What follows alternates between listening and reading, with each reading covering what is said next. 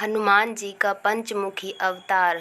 लंका में महाबलशाली मेघनाथ के साथ बड़ा ही भीषण युद्ध चला। अंततः मेघनाथ मारा गया। रावण, जो अब तक मद में चूर था, राम सेना खास तौर पर लक्ष्मण का पराक्रम सुनकर थोड़ा तनाव में आया। रावण को कुछ दुखी देखकर रावण की माँ कैकसी ने उसके पाताल में बसे दो भाइयों अहिरावण और महिरावण की याद दिलाई। रावण को याद आया कि यह दोनों तो उसके बचपन के मित्र रहे हैं। लंका का राजा बनने के बाद उनकी सुध ही नहीं रही थी। रावण यह भली प्रकार जानता था कि अहिरावण और महिरावण तंत्र मंत्र के महापंडित, जादू टोने के धनी और माँ कामाक्षी के परम भक्त हैं। रावण ने उन्हें बुला भेजा और कहा कि वह अपने छल बल कौशल से श्री राम और लक्ष्मण का सफाया कर दे। यह बात दूतों के जरिए विभीषण को पता लग गई। युद्ध में अहिरावण व महिरावण जैसे परम मायावी के शामिल होने से विभीषण चिंता में पड़ गए। विभीषण को लगा कि भगवान श्री राम और लक्ष्मण की सुरक्षा व्यवस्था और कड़ी करनी पड़ेगी। इसके लिए उन्हें सबसे बेहतर लगा कि इसका जिम्मा परमवीर हनुमान जी को सौंप दिया जाए। राम लक्ष्मण की कुटिया लंका में सुवेल पर्वत पर बनी थी। हनुमान जी ने भगवान श्री राम की कुटिया के चारों ओर एक सुरक्षा घेरा खींच दिया। कोई जादू टोना, तंत्र मंत्र का असर या मायावी राक्षस इसके भीतर नहीं घुस सकता था। अहिरावण और महिरावण श्री राम और लक्ष्मण को मारने उनकी कुटिया तक पहुँचे, पर इस सुरक्षा घेरे के आगे उनकी एक ना चली, असफल रहे। ऐसे में उन्होंने एक चाल चली। महिरावण विभीषण का रूप धारण कर कुटिया में घुस गया। राम व लक्ष्मण पत्थर की सपाट शिलाओं पर गहरी नींद सो रहे थे। दोनों राक्षसों ने बिना आहट के शिला समेत दोनों भाइयों को उठा लिया और अपने निवास पाताल की ओर लेकर चल दिए। विभीषण लगातार सतर्क थे। उन्हें कुछ देर बाद ही पता चल गया कि कोई अनहोनी घट चुकी है। विभीषण को महिरावण पर शक था।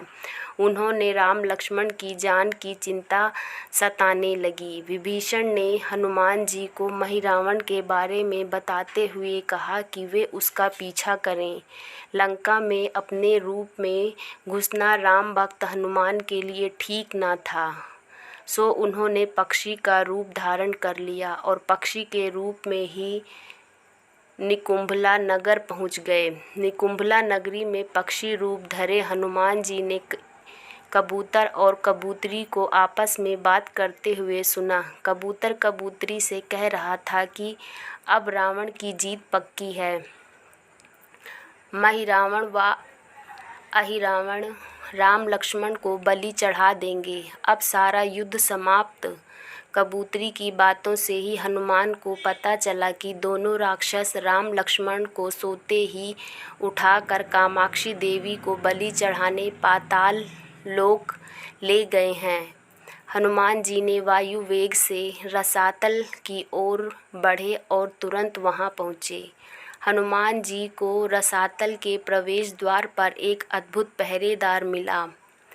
इसका आधा शरीर वानर का और आधा मछली का था। उसने हनुमान जी को पाताल में प्रवेश से रोक दिया। द्वारपाल हनुमान जी से बोला कि तुम मुझे परास्त किए बिना तुम्हारा भीतर जाना असंभव है।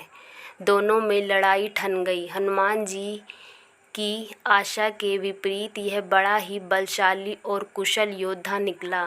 दोनों ही बड़े बलशाली थे।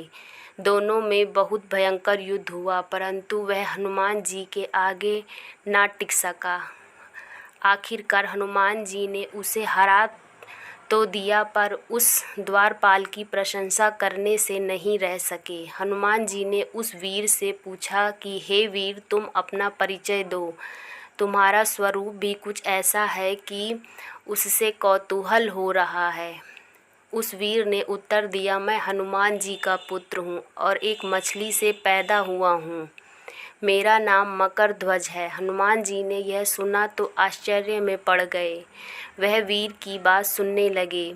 मकरध्वज ने कहा, लंका दहन के बाद हनुमान जी समुद्र में अपनी अग्नि शांत करने पहुँचे। उनके शरीर से पसीने के रूप में तेज गिरा। उस समय मेरी माँ ने आहार के लिए मुख खोला था। वह तेज मेरी माता ने अपने मुख में ले लिया और गर्भवती हो गई।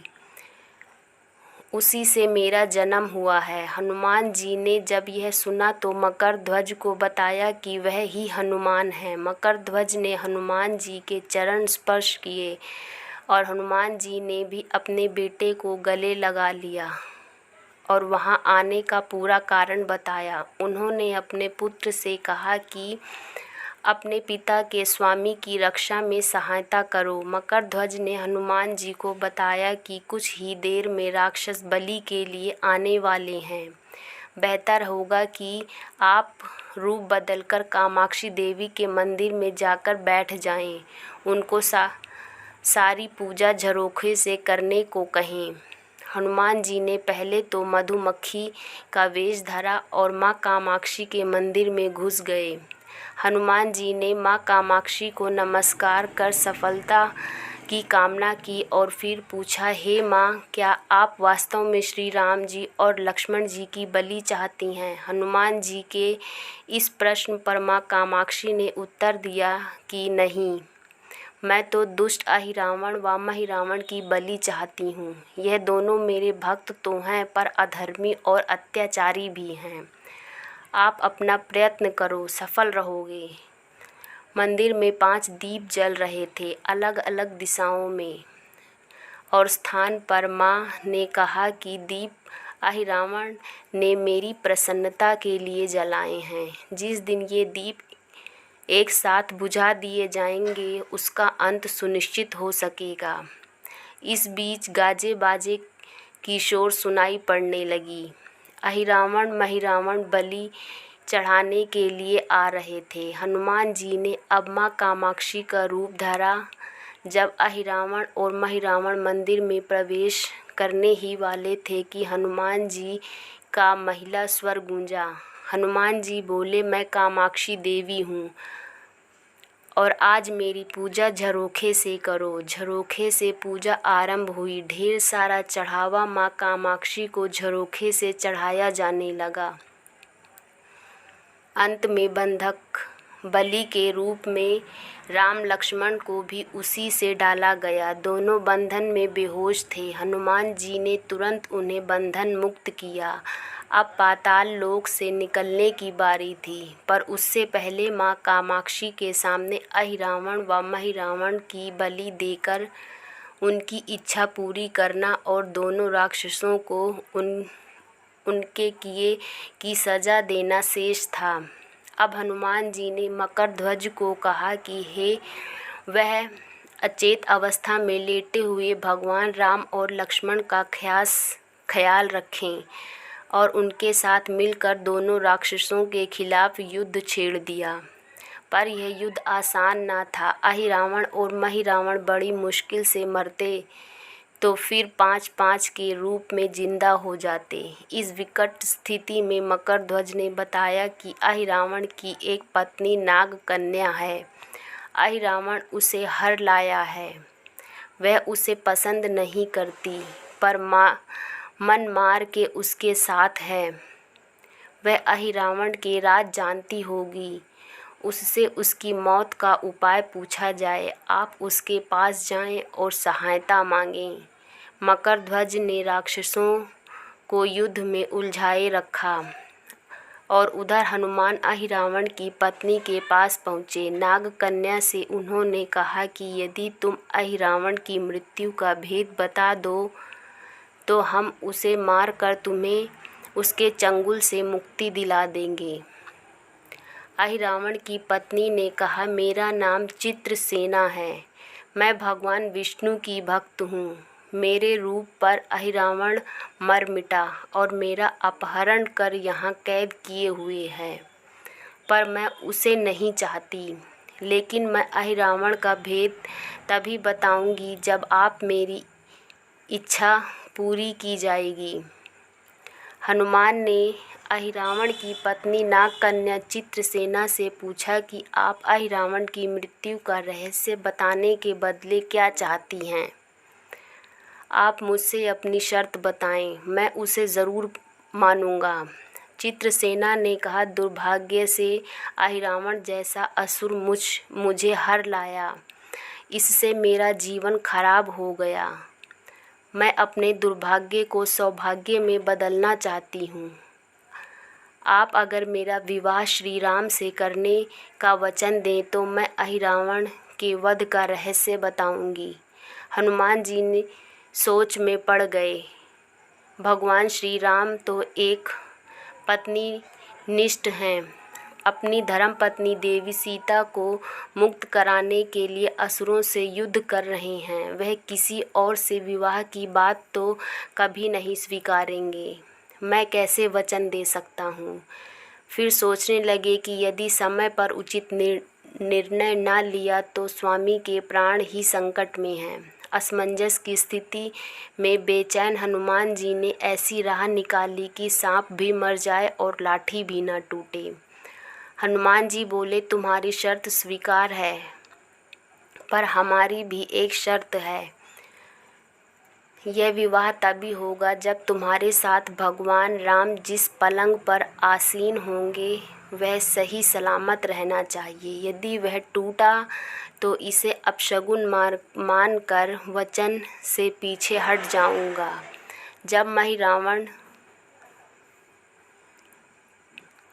जब महाकाय अहिरावण के बैठने से पलंग नहीं टूटता तो भला श्री राम के बैठने से कैसे टूटेगा? यह सोचकर चित्रसेना तैयार हो गई। उसने अहिरावण समेत सभी राक्षसों के अंत का सारा भेद बता दिया। चित्रसेना ने कहा, दोनों राक्षसों के बचपन की बात है।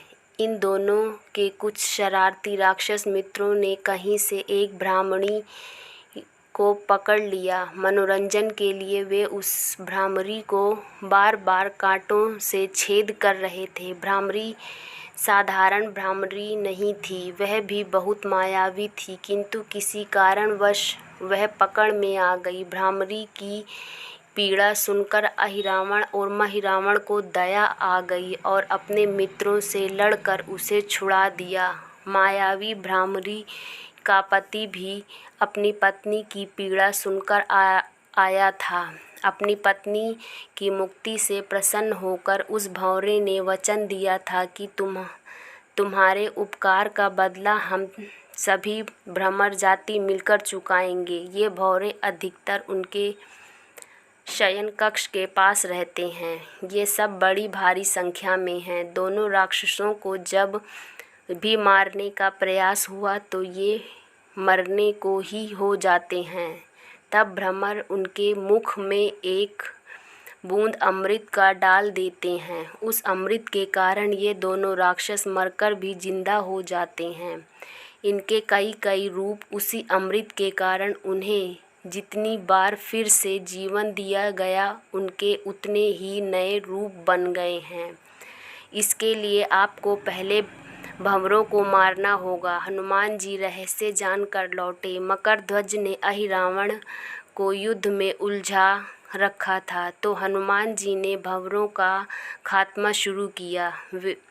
वे आखिर हनुमान जी के सामने कहाँ टिकते।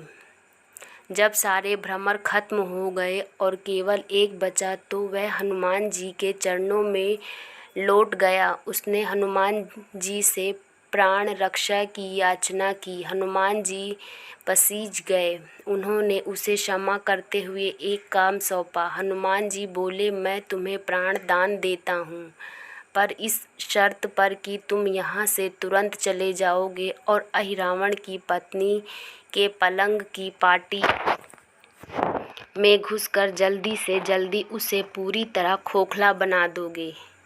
भंवरा तत्काल चित्रसेना के पलंग की पाटी में घुसने के लिए प्रस्थान कर गया। इधर अहिरावण और महिरावण को अपने चमत्कार के लुप्त होने से बहुत अचरज हुआ, पर उन्होंने मायावी युद्ध जारी रखा। भ्रमरों को हनुमान जी ने समाप्त कर दिया। फिर भी हनुमान जी और मकरध्वज के हाथों अहिरावण और महिरावण का अंत नहीं हो पा रहा था। यह देखकर हनुमान जी चिंतित हुए।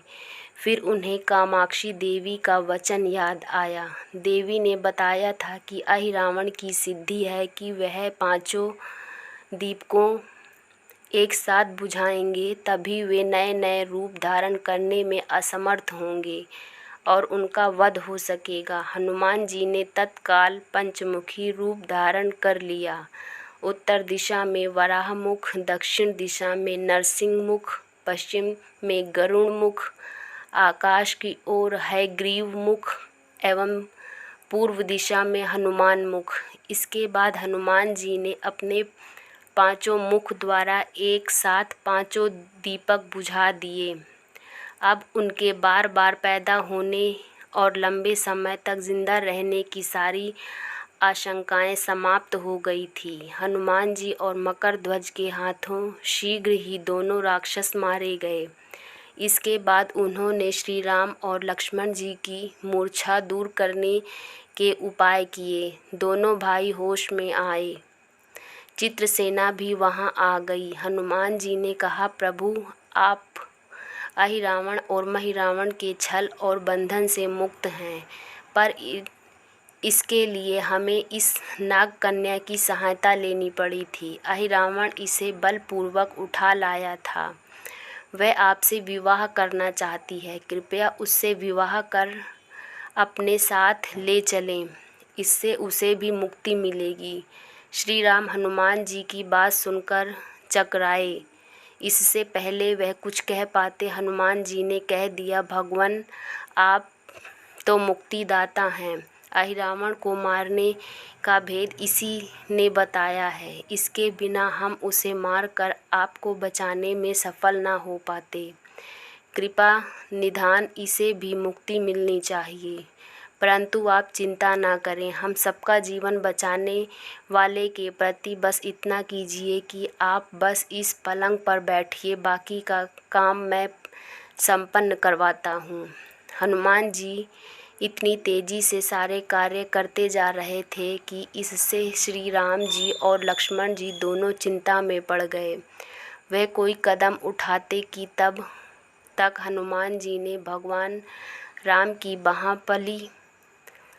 हनुमान जी ने भावावेश में प्रभु श्री राम की बाह पकड़कर चित्रसेना के उस सजे धजे विशाल पलंग पर बिठा दिया। श्री राम कुछ समझ पाते कि तभी पलंग की खोखली पाटी चरचरा कर टूट गई। पलंग धाराशायी हो गया। चित्रसेना भी जमीन पर आ गिरी। हनुमान जी हंस पड़े और फिर चित्रसेना से बोले, अब तुम्हारी शर्त तो पूरी हुई नहीं, इसलिए यह विवाह नहीं हो सकता।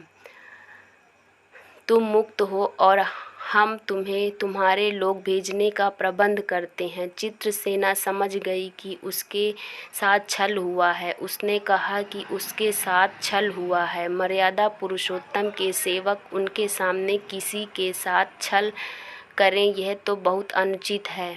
मैं हनुमान को श्राप दूंगी। चित्रसेना हनुमान जी को श्राप देने ही जा रही थी कि श्री राम का सम्मोहन भंग हुआ। वह इस पूरे नाटक को समझ गए। उन्होंने चित्रसेना को समझाया, मैंने एक पत्नी धर्म से बंधे होने का संकल्प लिया है, इसलिए हनुमान ने यह करना पड़ा। उन्हें क्षमा कर दो। क्रुद्ध चित्रसेना उसे उनके विवाह की जिद पकड़े बैठी थी। श्री राम ने कहा, मैं जब द्वापर में श्री कृष्ण अवतार लूँगा तब तुम्हें सत्यभामा के रूप में अपनी पटरानी बनाऊँगा। इससे वह मान गई। हनुमान जी ने चित्रसेना को उसके पिता के पास पहुंचा दिया। चित्रसेना को प्रभु ने अगले जन्म में पत्नी बनाने का वरदान दिया था। भगवान विष्णु की पत्नी बनने की चाह में उसने स्वयं को अग्नि में भस्म कर दिया। श्री राम और लक्ष्मण मकर ध्वज और हनुमान जी सहित वापस लंका में सुवेल पर्वत पर लौट आए। स्कंद पुराण और आनंद रामायण के सार कांड की कथा इसी प्रसंग में हमें एक दूसरी कथा भी मिलती है कि जब मरियल नाम का दानव भगवान विष्णु का सुदर्शन चक्र चुराया है और यह बात जब हनुमान जी को पता लगती है तो वह संकल्प लेते हैं कि वे चक्र पुनः प्राप्त कर भगवान विष्णु को सौंप देंगे। मरियल दानव इच्छानुसार रूप बदलने में माहिर था, अतः विष्णु भगवान ने हनुमान जी को आशीर्वाद दिया। साथ ही इच्छानुसार वायु गमन की शक्ति के साथ गरुड़ मुख भय उत्पन्न करने वाला, नरसिंह मुख भयग्रीव मुख ज्ञान प्राप्त करने के लिए तथा वराह मुख सुख व समृद्धि के लिए था। पार्वती जी ने उन्हें कमल पुष्प एवं यमधर्मराज ने उन्हें पाश नामक अस्त्र प्रदान किया। आशीर्वाद एवं इन सब की शक्तियों के साथ हनुमान जी मरियल पर विजय प्राप्त करने में सफल रहे। तभी से उनके इस पंचमुखी स्वरूप को भी मान्यता प्राप्त हुई।